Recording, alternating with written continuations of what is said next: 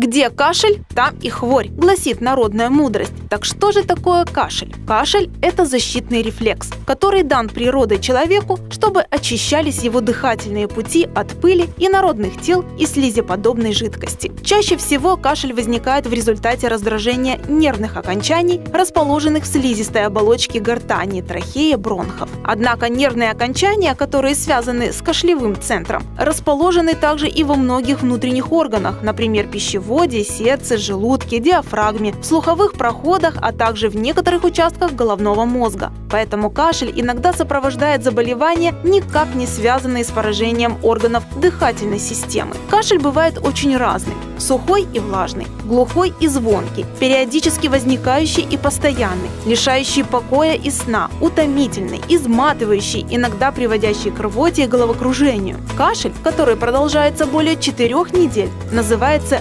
длительный кашель, и для эффективной борьбы с ним необходимо знать истинную причину происхождения.